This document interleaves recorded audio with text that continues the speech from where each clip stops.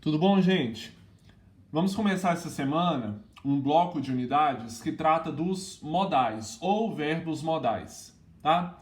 É uma categoria de verbos, gente, que vai funcionar como auxiliar, mas também vai indicar uma circunstância específica ao verbo principal, beleza? Existe uma série deles, cada um vai ter um sentido específico e cada unidade vai tratar de um deles. A gente vai estar falando separadamente.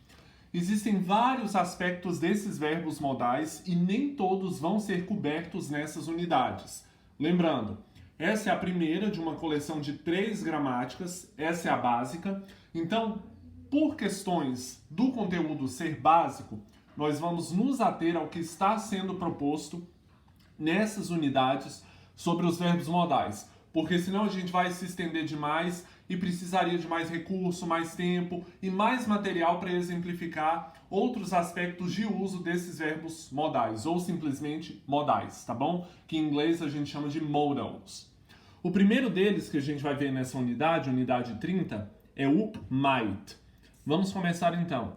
Unit 30, unidade 30, might. Beleza? Vamos ver pelos exemplos, eu não vou falar nada por enquanto. A gente vai lendo, eu vou explicando, traduzindo. Vamos ver então pelos exemplos e pelas explicações qual é o uso do modal might, beleza? No tópico A, temos a seguinte situação. A menina está perguntando aqui: Where are you going for vacation? Onde você está indo nas férias? A gente vê algumas interrogações aqui no pensamento, uma certa indecisão. E ele diz o seguinte: I'm not sure. Eu não estou certo. I might go to New York. Eu poderia ir para Nova York, tá bom? Portanto, he might go to New York. Ele poderia ir para Nova York, significa o quê?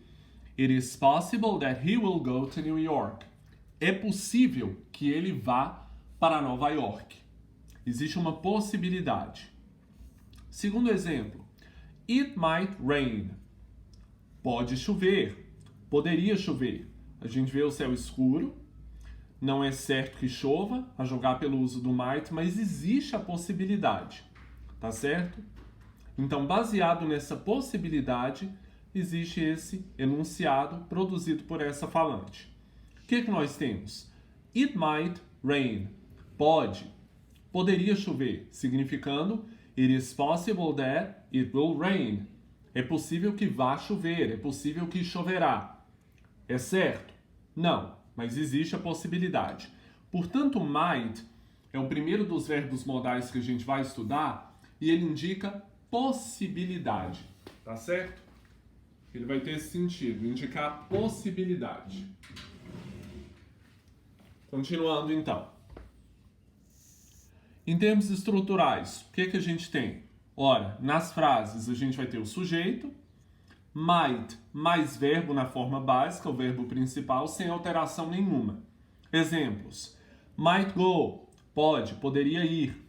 Might be, poderia ser. Might rain, poderia chover, tá bom?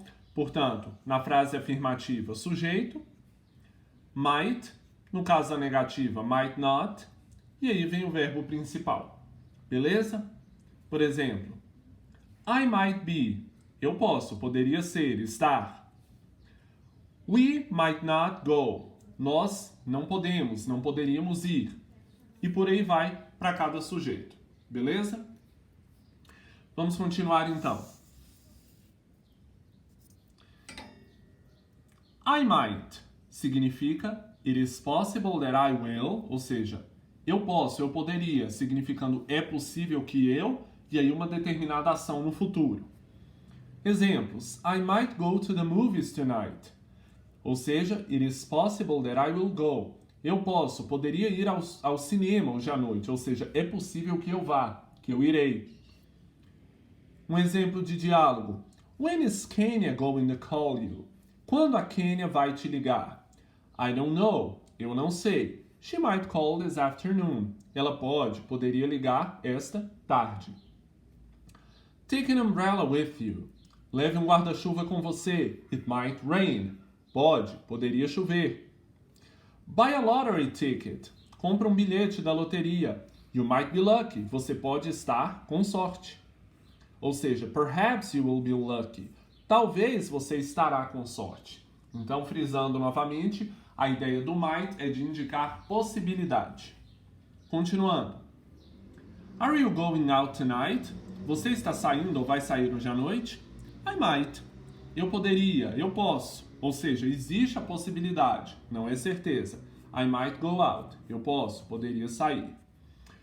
Study the difference. Veja só a diferença. Quando digo I'm playing tennis tomorrow, sure, certo, certeza, ou seja, eu estou jogando tênis amanhã. Isso já está certo, já me organizei para isso. Diferente de dizer I might play tennis tomorrow. Eu posso, poderia jogar tênis amanhã. Nesse caso, a ideia é possible, possível.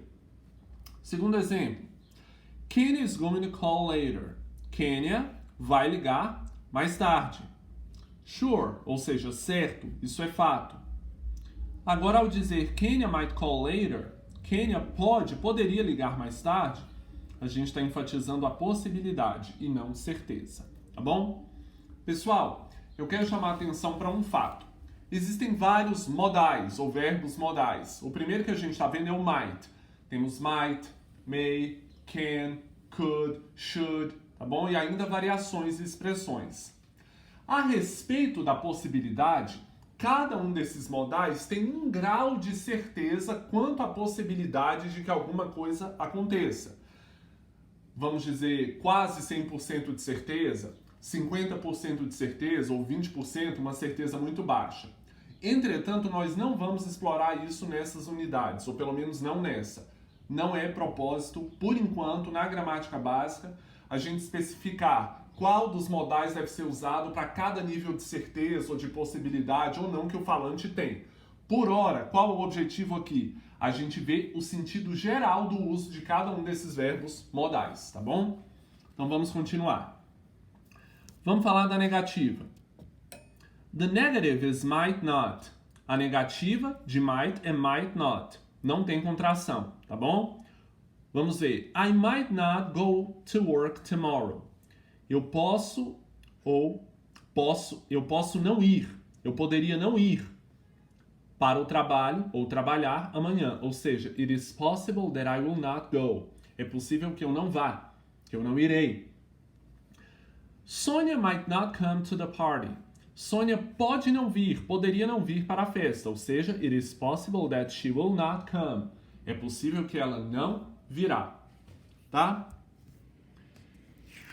A respeito das perguntas, existe interrogativa com might? Não.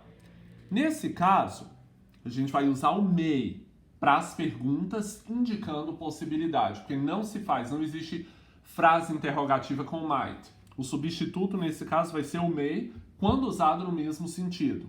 É o que a gente vai ver agora. May, substituindo might em perguntas indicando o mesmo nível, ou nível aproximado de possibilidade. You can use may in the same way. Você pode usar o may da mesma forma. I may vai significar I might. I may go to the movies tonight. Eu poderia ir ao cinema hoje à noite. Isso vai equivaler a I might go. Sonia may not come to the party. Sonia pode não vir, poderia não vir para a festa. Ou seja, isso equivale a Sonia might not come. Nesse caso, o may e o might estão no mesmo nível de possibilidade. Embora, eu preciso lembrar vocês podem encontrar professores, livros e gramáticas estabelecendo diferença entre may e might quanto ao nível de possibilidade de certeza sobre alguma coisa que é enunciada. A gente não vai tratar disso agora, tá bom? Porque senão a gente vai se estender e não é o objetivo, não é conteúdo dessa gramática. No caso da pergunta, como não se faz pergunta com might, nós usamos o may substituindo. Um exemplo, may I, tá? Indicando permissão, tá? Possibilidade, permissão no caso. Se eu digo may I para pedir permissão, isso vai equivaler a is it okay to, ou seja, tudo bem se, tudo bem para, isso aqui equivale a can I. Por exemplo, may I ask a question? Posso fazer uma pergunta? ou seja, isso é o mesmo que can I ask. Aqui, nesse capítulo, esse autor, a fim de nós entendermos o sentido do may para fazer perguntas indicando permissão, o may e o can estão colocados como iguais. Entretanto, há cursos, há livros de cursos e há gramáticas em que se estabelece may e can como diferentes, quanto ao nível de possibilidade, inclusive para fazer pergunta. Tem autor que vai dizer que o may é mais formal que o can.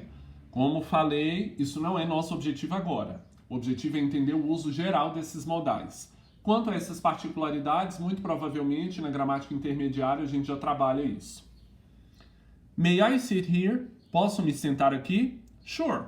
Claro. Beleza? Bom, encerramos esse capítulo. Vimos o primeiro dos modais que a gente vai estudar, o might.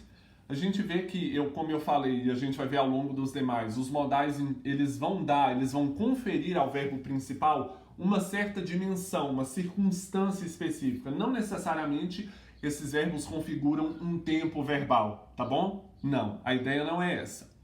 A gente viu que o might aqui está indicando possibilidade, a gente viu que existe a negativa, e no fim o autor estabelece aqui equivalência do might e do may nas perguntas, para pedir permissão para alguma coisa, para ver se está tudo bem para fazer alguma coisa.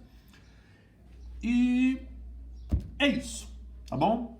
Bom, pessoal, espero que tenha ficado claro. É uma unidade simples, você vê que não tem variação dos verbos independente para esse ou para aquele sujeito ou pronome. Sempre você vai ter, independente do pronome ou sujeito equivalente, o might e o verbo principal, beleza?